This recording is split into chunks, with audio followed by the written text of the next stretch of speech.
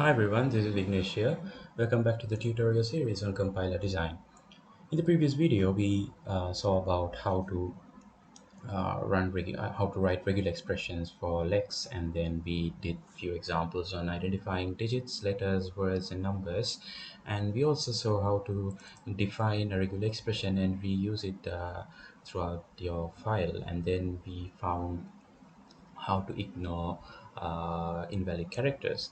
So in this video, I'm gonna explain about mainly about how the basics of YACC and the components of YACC file and how to compile it and run it along with Alex.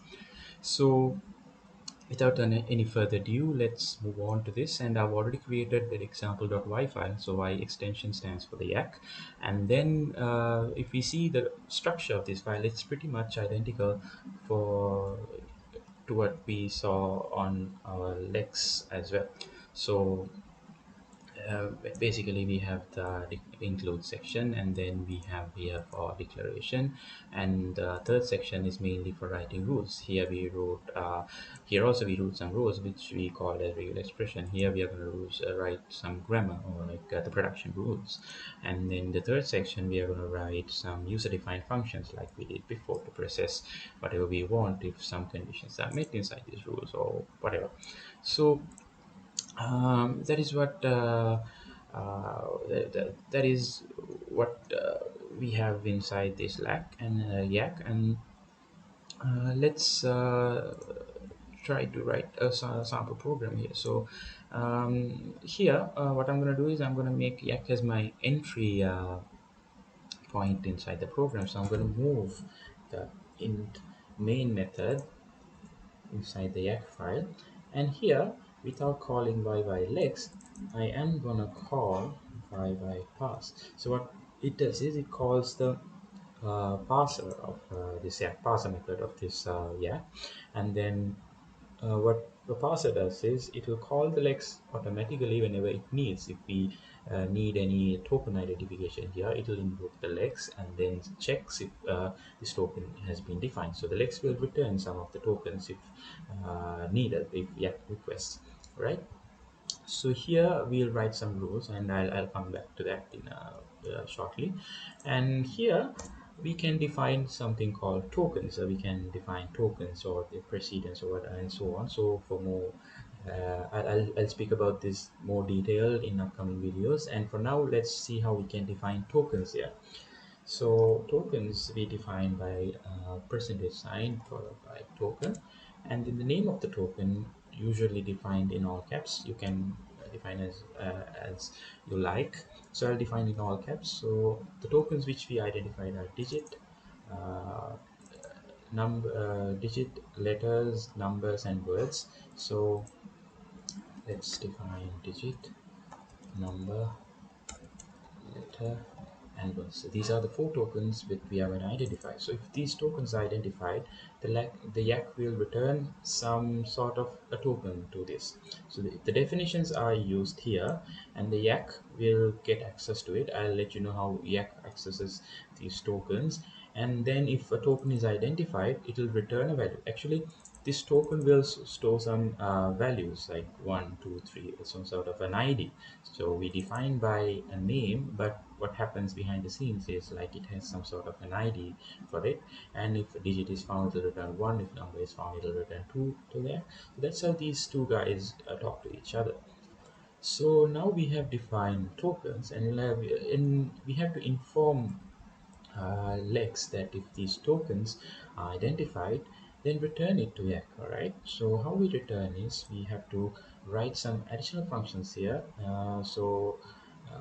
As I said before, if we want to write additional functions, we have to write in between curly braces. So here I'm gonna return something. So I'll copy this. I'm going to take a copy of this, and here what happens is I'm going to return digit, and then again here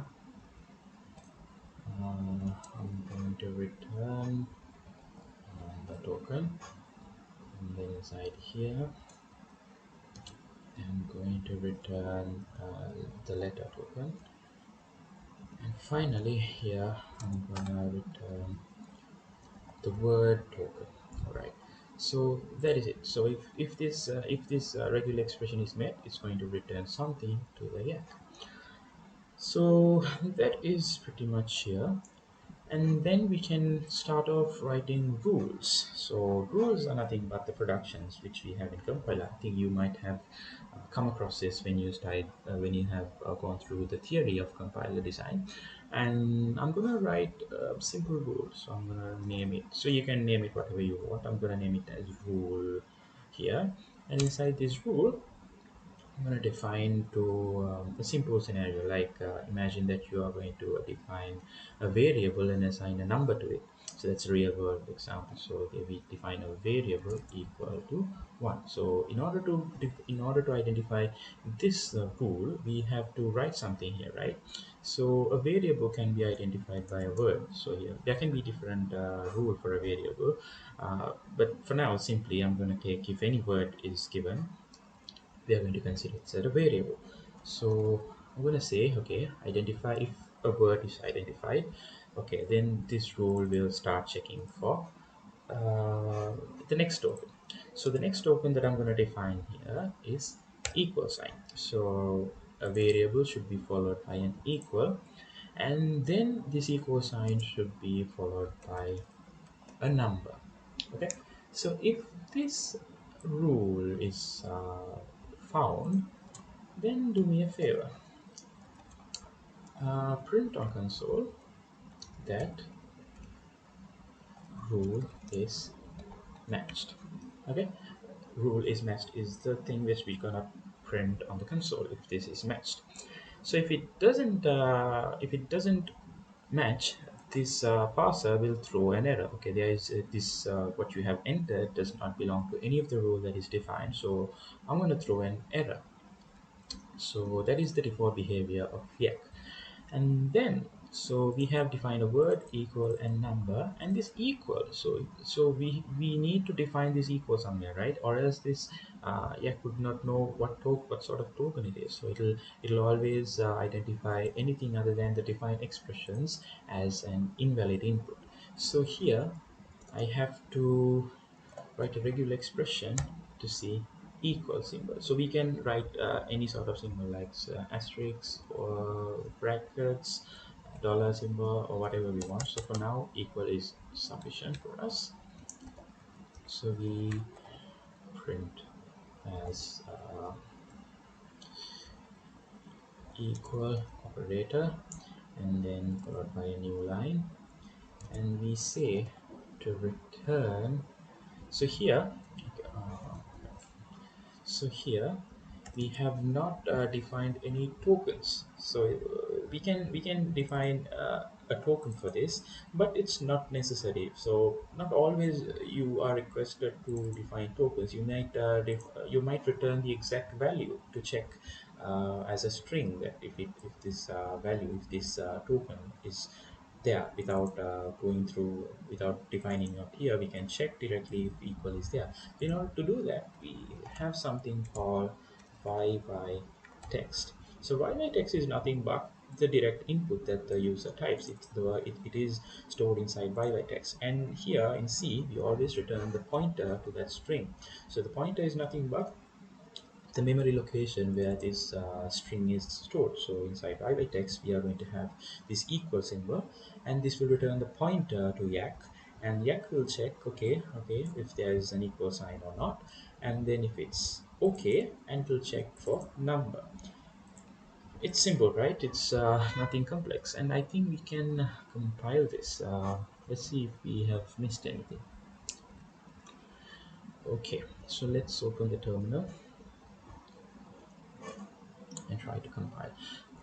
So to compile YACC, I've installed Bison in my machine. So in different operating system, you might have different YACC compilers. So to compile YACC, you have to type Bison followed by ID and the name of the YACC file. So example.py. Okay, it's compiled without any issues. So if we compile X, so you can see there are two files, y.tab.c and y.tab.h. These two files are the output. So this header file and the C file are generated as an output. And next we can compile the lex file. So to compile lex, we can give lex example.l, which we have seen earlier, and next we have to give gcc, and inside the gcc we have to specify the output of lex and the output of y y.tab.c. So here we don't have to specify the header file. So this the C extension is sufficient here. So previously in our in our lex tutorial, we only mentioned lex.yy.c, but since we are using y, the Wi-Fi are also here, so we are going to include that output as well and compile. Okay, so when we compile, we are getting some errors. So if we see undeclared function by lex. Okay, what are we missing? All right. Mm, okay, I think we have forgot to include the header file. So as we saw, the y.tab.h is one of the output of YACC compilation, and this file contains the necessary information that YACC holds. So without this, the Lex does not know what are the definitions that have been defined inside the Lex. So let's try to add that inside our Lex header. Include y.tab.h. I think this should resolve the problem. So just let me again recheck whether I have missed anything. This is okay, this is okay, this seems to be fine to me. Digit followed by a new line, that seems to be perfectly alright. Return digits, return by text, okay, that seems to be okay. And there's an error method here, and then it returns one, and there's a parser function, all tokens. I think we are good to go. Let's cross our fingers and try to compile this again. Okay, so now we are getting a few warnings. Okay, these warnings are these are just common warnings, and I'll let you know how to fix these warnings. This does not prevent from compiling your project. So this is just warning. If we get something called error, then that should concern us. So these warnings should be anyways fixed, but I'll let you know how to fix this warning in the upcoming videos. And I think we can good to go. We are good to go, and we'll try to compile this again. So in the exe file, in order to generate the exe, we have to type gcc lex.py.o, which is generated after the previous command, and the y.tab.o. So these two should be mentioned while trying to compile and getting the output file. So let's press enter. Okay, so that is also good, and let's try to run the example.exe and see. Enter. So here the production rule is we have to type a word followed by equal symbol and then followed by a number. So let's try to type a word, ABC, okay, followed by equal, and it's okay, it's identifying equal as an equal operator. That's good, and followed by a number 1, 2, 3. All right, so if we enter this, if we see, if we have entered a word followed by equal followed by number in the given order, and it says the rule is matched. So that is what we expected. That is the default behavior that we expected in this video, and it's happening perfectly fine. So let's try to input some invalid input. So we'll try ABC again. See, after this rule is matched, if we type anything else, it's going to take it as syntax error. Or else let's try some breaking cases again. So I'm inputting ABC equal to ABC, so it's again saying syntax error. So this is how we handle errors here. So I'll try to explain how we can eliminate this. How do we identify end of line, and then how do we process these errors on YACC in the upcoming videos. And I hope this video helps and to identify the basics of YACC and how to run it, how to compile it, and how to write rules inside YACC, and how to define tokens and return it. And I hope everything seems to be okay. If you have any questions, if you have any doubts, please write down in the comment section. I'll try to answer as much as I can. So until that, try to run this example and see, and we'll catch up in our next video. Stay safe. Peace out.